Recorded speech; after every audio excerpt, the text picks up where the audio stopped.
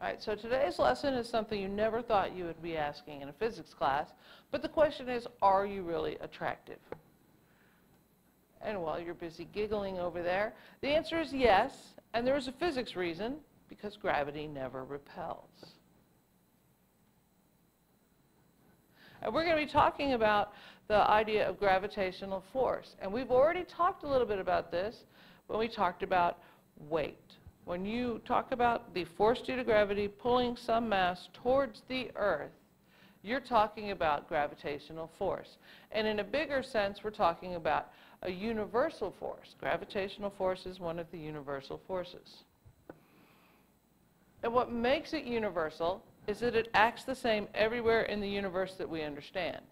So it always pulls two masses together. There's no repulsion. It doesn't push them apart.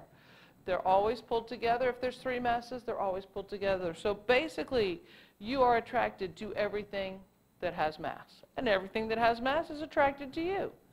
And the other thing about the universal forces is you do not have to be in contact. Without mental powers, you cannot move the desk without pushing it or touching it. You cannot move the pencil that you're writing with without picking it up and moving it. So, but if you take that pencil and you let it go, it will fall. The Earth doesn't reach up and grab it. There is a force that pulls it towards the Earth and actually pulls the Earth towards the pencil just a little bit, but it's so small we don't ever notice it.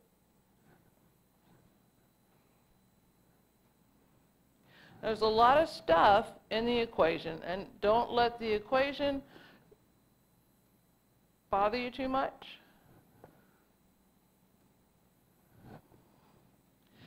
We're going to go through what the definitions of each of these things are, and you've actually seen these before, with the exception of the gravitational constant.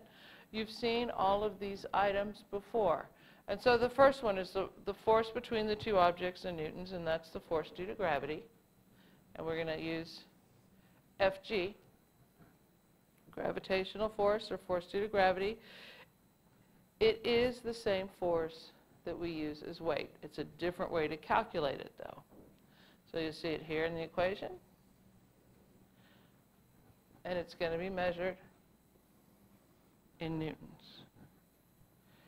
And part of the equation is that the two masses are attracted to each other.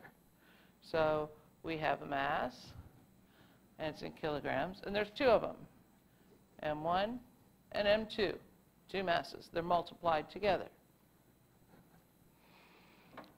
And then we have the other piece, which would be the distance between two objects. And it's from the center of each object. So you measure from the center of one to the center of the other. And you're going to have to make sure that it's in meters, kilograms, meters, newtons. They all go together.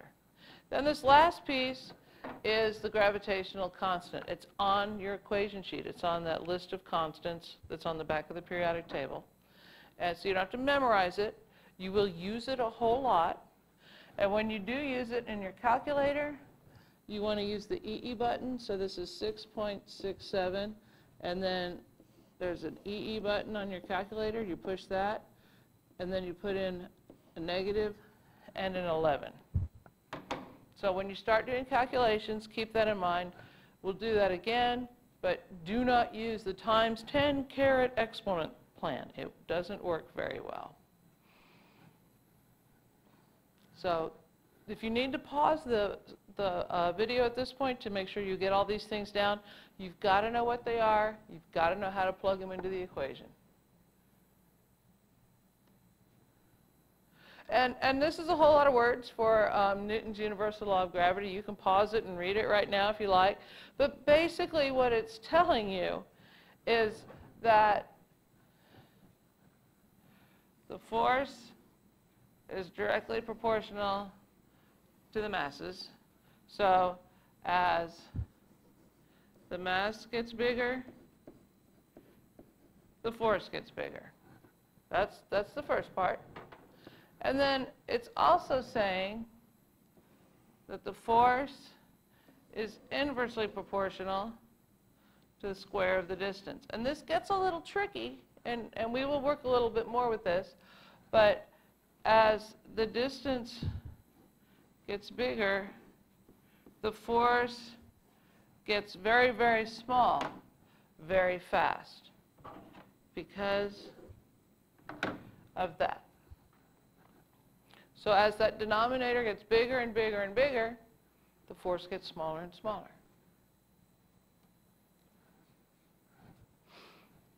So just looking at the equation, you can plug in numbers if you want, but just looking at it, what's going to happen if you double one of the masses? So let's say we go in and we decide that we want this to be 2m1 instead of just m1. And so our new equation is g 2m1 m2 over d squared. And if you rearrange this a little bit, you get 2g m1 m2 over d squared. And what you should be able to find is that this is the original force, and so this gives us twice our force. So we doubled the mass, one of them, we get twice the force. That goes back to the other slide where they are proportional.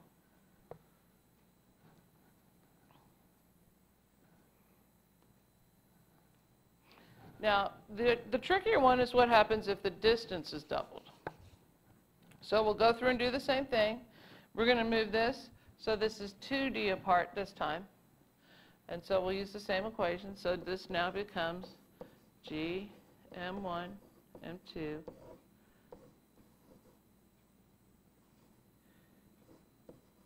over 2d squared. And you have to square that whole denominator.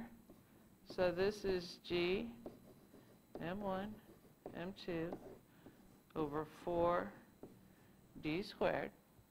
And we're going to look at it again and pull out the 1/4. We have g1 m2 over d squared. And once again, this is our original force.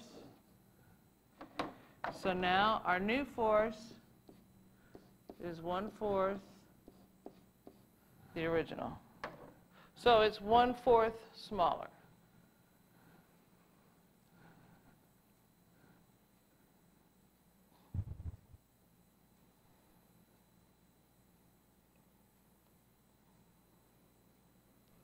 So to look at this as kind of a smaller law, easier to remember, basically everything in the universe that has mass attracts every other thing in the universe that has mass.